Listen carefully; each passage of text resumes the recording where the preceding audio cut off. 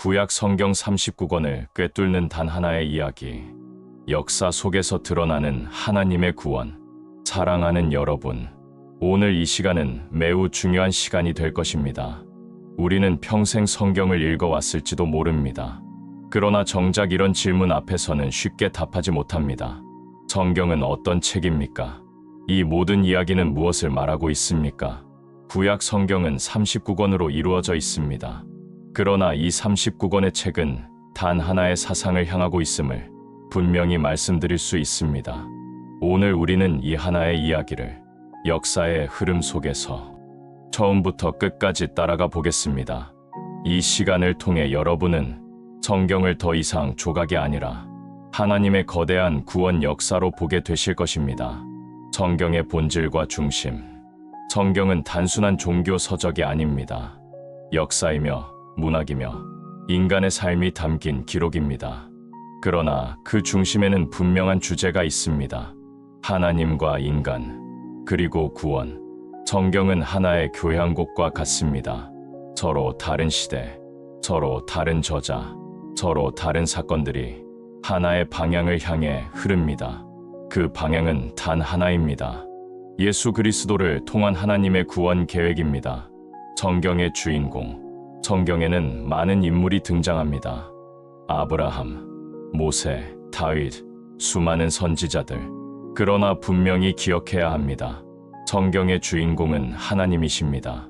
그리고 그 하나님의 계획은 한 분을 향해 집중됩니다. 예수 그리스도. 구약은 그분을 준비하고 신약에서는 약속된 그분이 오십니다. 인간의 문제, 죄와 회복. 성경이 다루는 문제는 복잡하지 않습니다. 단 하나입니다. 죄와 회복입니다. 이 죄로 인해 하나님과의 관계가 끊어지고 인간은 두려움과 수치 속에 살아가며 모든 역사적 비극이 시작됩니다. 인간은 스스로 이 문제를 해결할 수 없습니다. 이제 우리는 이 문제 속에서 하나님께서 어떻게 회복시키시는지를 역사의 전개 과정을 통해 살펴보겠습니다. 창조와 타락. 성경은 창조로 시작됩니다.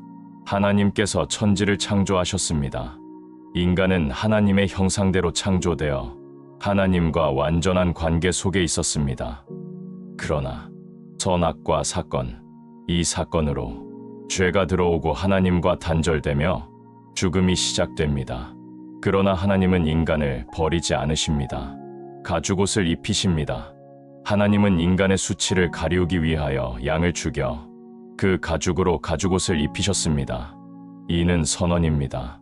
죄를 덮기 위해 희생이 필요하다.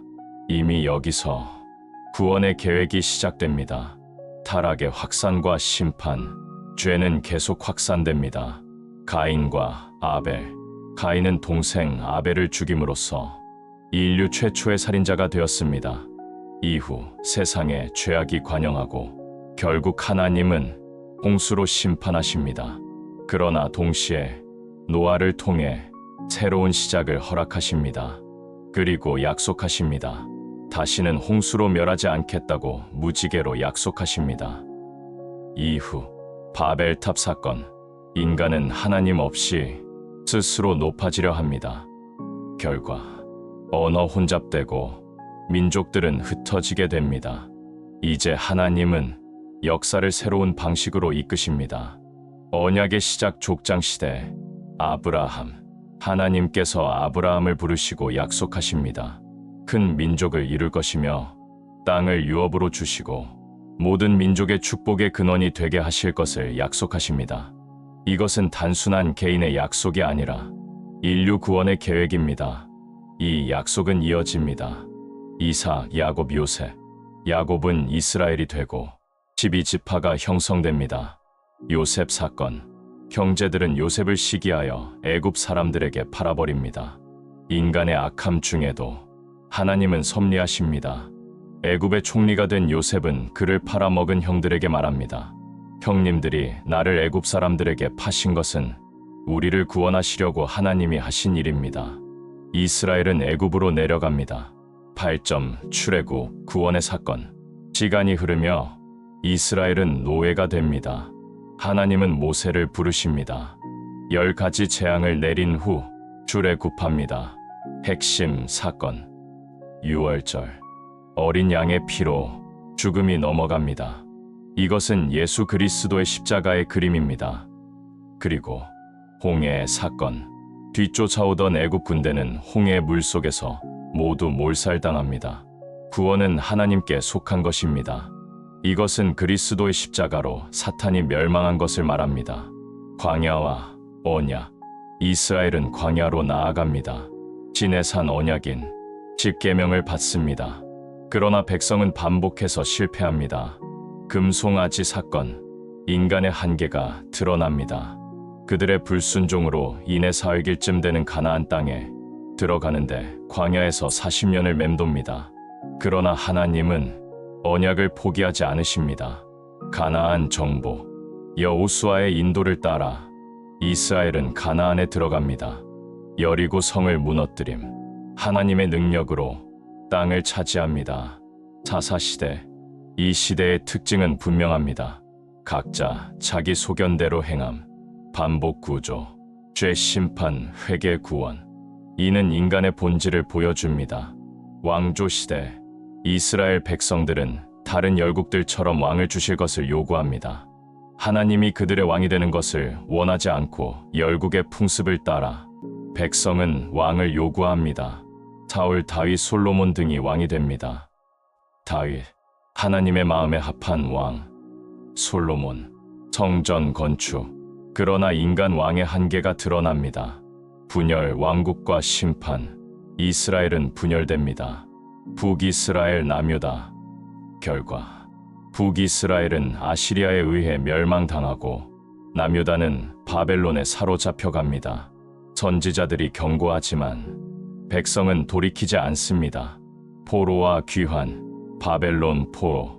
그러나 하나님은 약속을 지키십니다.